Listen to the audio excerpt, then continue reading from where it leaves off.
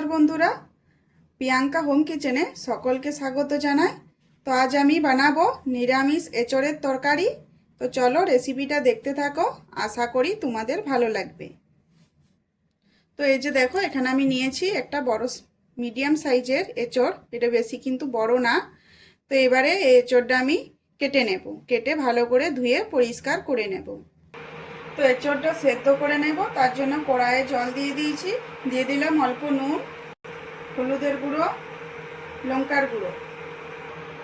তো এই যে এখানে এঁচোড়টা আমি ভালো করে কেটে নিয়েছি আর একটু ছোট ছোট করে পিস করে নিয়েছি।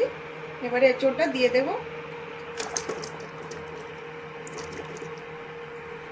তো এখানে আমি একটা আলু এরকম মিডিয়াম সাইজের একটু পিস করে কেটে নিয়েছি, এবারে এটা এঁচোড়ের সাথে দিয়ে দেব। এবারে এঁচোড় আর আলু একটু নেড়ে চেড়ে মিশিয়ে নেব।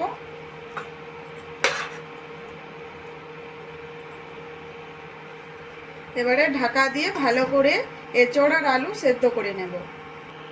তো এঁচোড় রান্না করার জন্য এখানে কিছু মশলা নিয়েছি।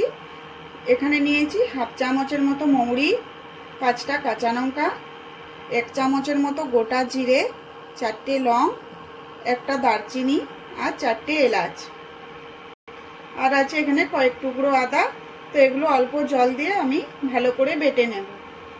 তো এখানে আমি 2টো টমেটো নিয়েছি, তো এগুলো ভালো করে মিক্সিতে বেটে নেব। তো আলু সিদ্ধ হয়ে গেছিলো, আগে থেকে আমি এটা তুলে নিয়েছি। আর এই যে এখানে এঁচোড়ও সিদ্ধ হয়ে গেছে, এবার এটা নামিয়ে নেব। তো এঁচোড়টা থেকে এইভাবে জলটা আমি ঝরিয়ে নিয়েছি। তো এবারে এঁচোড়টা রান্না করে নেব। তেল দিয়েছি, তেল গরম হয়ে গেছে, একটা তেজপাতা দিয়ে দিয়েছি, একটা শুকনো লঙ্কা মাঝটা ফাটিয়ে দিয়েছি, আর অল্প দিয়ে দেবো হিং।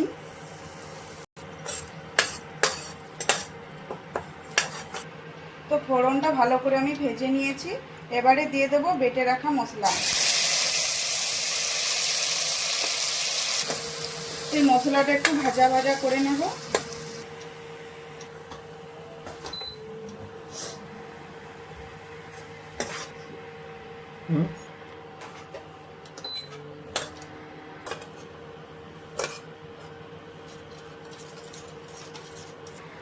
মশলাটা এখানে ভালো করে কষিয়ে নিয়েছি, এবারে দিয়ে দেব বেটে রাখা টমেটো, স্বাদ অনুযায়ী নুন। এবারে এই মশলার সাথে টমেটো ভালো করে কষিয়ে নেব।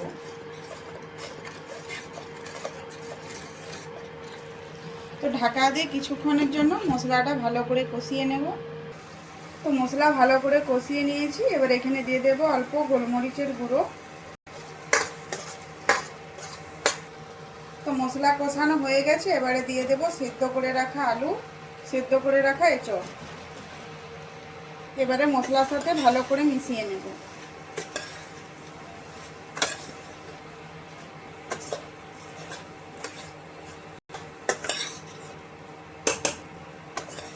তো এখানে মশলার সাথে এঁচোড় ভালো করে কষিয়ে নিয়েছি, এবারে দিয়ে দেব প্রয়োজন মতো জল।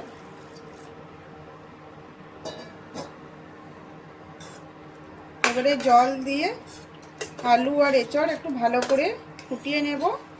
এখানে রান্নাটা একটু মাখো মাখো করব। তো চলো এটা একবার দেখে নিই। তো এই যে দেখো, এটা কত সুন্দর কালারটা এসেছে।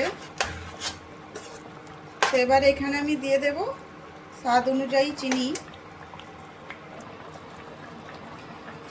তো নিরামিষ রান্নায় যদি অল্প চিনি দেওয়া হয় খেতে ভালো লাগে। এবারে দিয়ে দেব এখানে 1 চামচ ঘি। তো গ্রেভিটা একটু ঘন করার জন্য এখানে আমি 1 চামচ ময়দা জল দিয়ে গুলিয়ে রেখেছি। তো এবার এটা এখানে আমি দিয়ে দেব। তো 1 থেকে 1.5 চামচের মতো আমি দিয়ে দেব।